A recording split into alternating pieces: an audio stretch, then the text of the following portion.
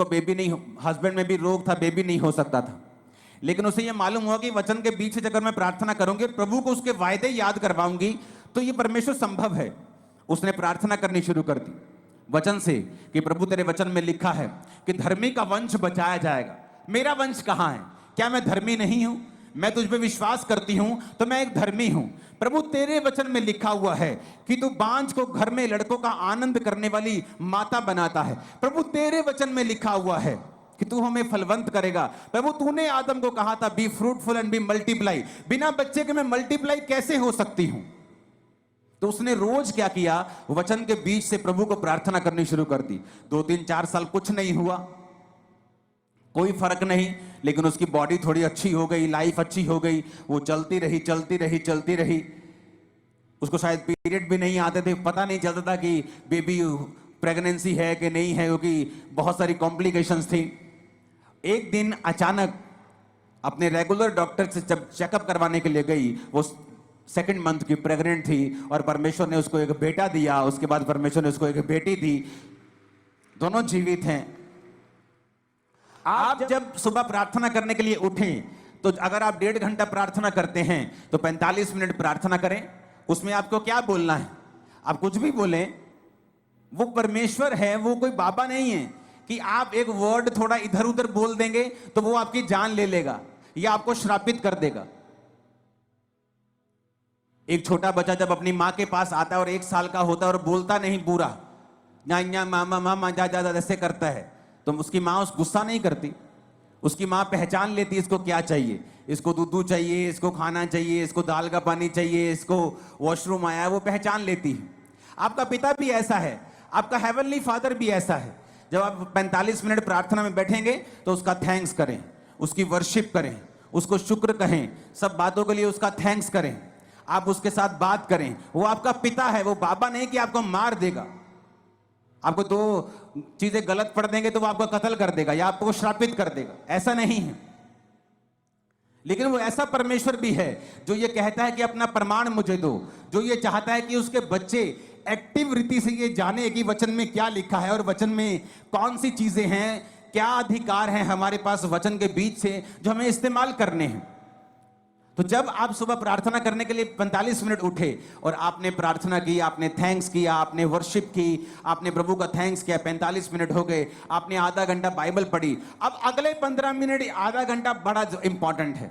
उसमें क्या करना है? वचन निकालना है जो आपकी लाइफ से संबंधित है। आपको हीलिंग चाहिए, हीलिंग के वचन निकालें। आपको बच्चा चाहिए, उस बच्चे के वचन निकालें। जहां परमेश्वर ने आपको वंश आशीषित करने का आपको वायदा किया है, परमेश्वर ने कहा वो व्यक्ति जो परमेश्वर की इच्छाओं पर चलेगा और उससे उसका डर मानेगा, परमेश्वर उसको उसी मार्ग पे चलाएगा जिससे वो प्रसन्न होता है, उसका वंश पृथ्वी पर पराक्रमी होगा। तो परमेश्वर कहते तुम्हारे बच्चे जो होंगे पृथ्वी के ऊपर पराक्रमी होंगे, बड़े बड़े काम करने वाले होंगे, डरपोक बच्चे नहीं होंगे। तो आप इस वचन का फायदा उठा सकते हो। अगर आपके बच्चे डरपोक है तो, अगर आपके बच्चे अनसक्सेसफुल है तो, कम पढ़ते हैं तो, समझ नहीं आती कि प्रभु तेरे वचन में लिखा है कि तेरा वंश पृथ्वी के ऊपर पराक्रमी होगा, मेरे बच्चों को पराक्रमी बना, मेरे बच्चों को एक्सीलेंट बना, मेरे बच्चों को ब्लेस कर। हर एक चीज के लिए बाइबल में परमेश्वर का वायदा है, वचन है। आप अपने मोहल्ले में क्रिश्चियन हैं, आप एक छोटा मोटा बिजनेस करते हैं, आप अगर वचन को जानते होंगे आप उस वचन को निकाल लेंगे। प्रभु तेरे वचन में लिखा है, तूने कहा है कि तू मुझे सब जातियों से श्रेष्ठ करेगा, सब दूसरी जातियां अन्य जातियों से तू मुझे श्रेष्ठ करेगा। प्रभु मैं प्रार्थना करता हूं, मैं अपने टाइट को भी बोता हूं, मैं आज प्रार्थना करता हूं, मुझे सबसे श्रेष्ठ बनना है, मुझे बेस्ट बनना है अपने बिजनेस में, अपनी लाइफ में मुझे बेस्ट चाहिए। आप बेस्ट होंगे अगले 7 सालों के अंदर। लेकिन क्या आपने वो मांगा? नहीं, आपने मांगा नहीं। आप चाहते हैं हो, आप विश करते हैं प्रभु मुझे हील कर दे। आप जीनी के पास नहीं है कि आपने रगड़ा और जीनी निकला और आपने कहा क्या चाहिए, उसने कहा क्या चाहिए, आपने कहा मुझे चंगा कर दो। परमेश्वर कहता मांगो तो दिया जाएगा, अपने प्रमाण दो, अपना मुकदमा लड़ो। आज लोगों को इतना भी मालूम नहीं है कि जो उन्हें चाहिए बाइबल में कहां लिखा है। कुछ का बहाना है वो तो अनपढ़ है। आज अगर तुम्हारी बहन वेस्टर्न यूनियन में 10,000 रुपए भेज दे इंग्लिश में लिख के, तुम भाई साहब 15 मिनट में पैसे निकाल के ले आओगे। तुम्हें पता है किससे पढ़वाना है, किसको 10 रुपए का लालच देना है, किस पोते को बोलना है, किस पोती को बोलना है 100 रुपए देके और पैसे निकलवा के लेके आने। लेकिन जब बाइबल पढ़ने का समय आता है, आपको ट्यूशन रखनी चाहिए अगर आप अनपढ़ है तो। 2 महीने में बाइबल पढ़नी सीखो, खुद समझो बाइबल में कहां कहां वो वचन लिखे हैं जो आपको जरूरी चाहिए, जो आपके लिए एक हथियार की तरह काम करेंगे। ऊंची आवाज में हालेलुया बोलो जरा। अगर आप प्रार्थना नहीं करेंगे, इसका मतलब आपने प्रभु से मांगा नहीं। आपने मांगा नहीं, आपने पाया नहीं। उसने कहा मांगो तो दिया जाएगा। तो मेरी प्रार्थना कैसे होती थी?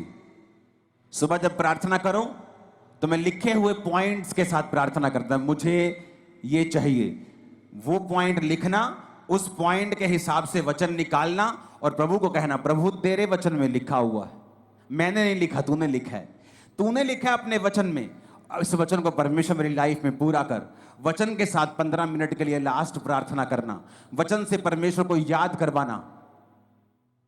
अगर आपको कोई सीरियस प्रॉब्लम है तो उसके बाद आप शाम को प्रार्थना करें फिर 1.5 घंटा, और उसके बाद सेम वही प्रार्थना रात को करें 1.5 घंटा। अगर आप ठीक हैं, आपकी लाइफ में ओके है, आप ब्लेस्ड हैं, आप 1 घंटा 1 घंटा 1 घंटा आप 3 बार प्रार्थना करें रोज। सुबह 1 घंटा, शाम को 1 घंटा, रात को 1 घंटा। आप शाम को 1 घंटा नहीं दे सकते, आप काम, बिजनेस वूमन है, आप काम करने जाती हैं, आप एक बिजनेसमैन हैं, तो आप सुबह को 1.5 घंटा, रात को 1.5 घंटा परमेश्वर को दें।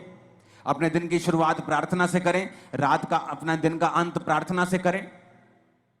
आप परमेश्वर को लिखे हुए वचनों से बताएं कि आपको क्या चाहिए, अपने पॉइंट्स को लिख कर रखें, उन पॉइंट्स के हिसाब से बाइबल के वचन निकालें और फिर परमेश्वर को उन वचनों से बताएं कि परमेश्वर मुझे ये चाहिए क्योंकि तेरे वचन में ये लिखा हुआ है। अगर आप अपना मुकदमा नहीं लड़ेंगे, अगर आप अपना मुकदमा पेश नहीं करेंगे, आप वचन के बीच से होकर लड़ाई नहीं करेंगे तो आपको नहीं मिलेगा। अब अपने आप में अंदर एक, पंजाबी कहते चाती मार के देखो अंदर जरा कि कितनी प्रार्थना करते हैं, या जो आपको चाहिए कि आपने उससे इनफ मांगा है, जो आपको प्रभु से चाहिए क्या आपने उसके लिए फाइट की है, क्या आपने उसके लिए लड़ाई की है? नहीं की।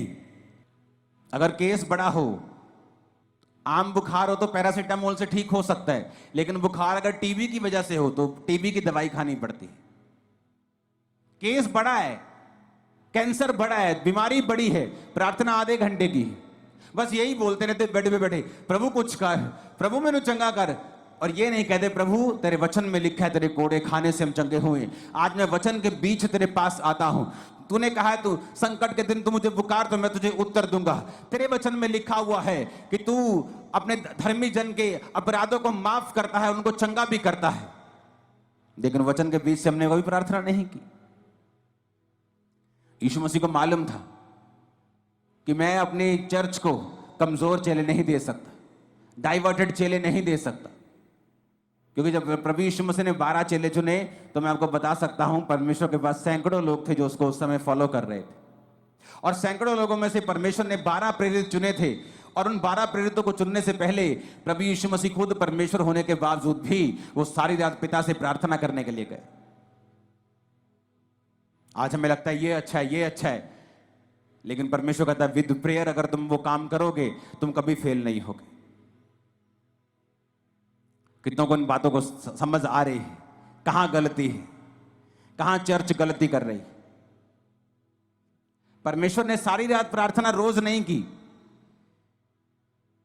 उसने रोज सारी रात प्रार्थना नहीं की। मैं रोज रात को प्रार्थना करता हूं, लेकिन रोज फुल नाइट प्रेयर नहीं करता हूं। मैं रोज सुबह प्रार्थना करता हूं, रोज रात को प्रार्थना करता हूं, शाम को भी हम फैमिली प्रार्थना करते हैं। हालेलुया। तो क्या मैं इनफ प्रार्थना कर रहा हूं? तो ये बेस्ट है कि अगर आप 1+1+1 प्रार्थना करें। अगर आप 1 घंटा प्रार्थना करने के लिए बैठे हैं सुबह 1.5 घंटा, तो आधा पौना घंटा आप प्रार्थना करें, प्रभु से अपने वर्शिप करें, उसका थैंक्स करें। उसके बाद आप बाइबल पढ़ें कुछ समय के लिए, और फिर कुछ समय आप बाइबल के वचनों के बीच से होकर प्रार्थना करें। आपकी लाइफ कभी भी सेम नहीं रहेगी। अगर आपको इस बात का प्रमाण देखना है तो एक काम करें, अपनी बाइबल के पीछे एक पेंसिल ले लें और अपनी बाइबल के पीछे पेंसिल से अपने प्रेयर पॉइंट लिखें, आपको क्या क्या चाहिए। पहला पॉइंट क्या चाहिए, दूसरा क्या चाहिए, तीसरा क्या चाहिए, चौथा क्या चाहिए। पेंसिल से लिखें, पेन से नहीं लिखना। और उन पेंसिल से लिखे हुए जो आपके प्रेयर पॉइंट हैं, उन्हें वचन के बीच से होकर आप रोज 1+1+1 रोज 2 समय कम से कम 1.5 घंटा या 1 घंटा 3 बार आप रोज परमेश्वर को याद करवाना शुरू करें। आप फिर देखें कुछ महीने बाद कि जो पॉइंट आपने पीछे लिखे हुए हैं, मैं आपको बता सकता हूं वेरी सून उनमें से 50%, 60%, 70%, फिर 90%, 100% आप उन प्रेयर पॉइंट्स को पूरा होते हुए देखेंगे।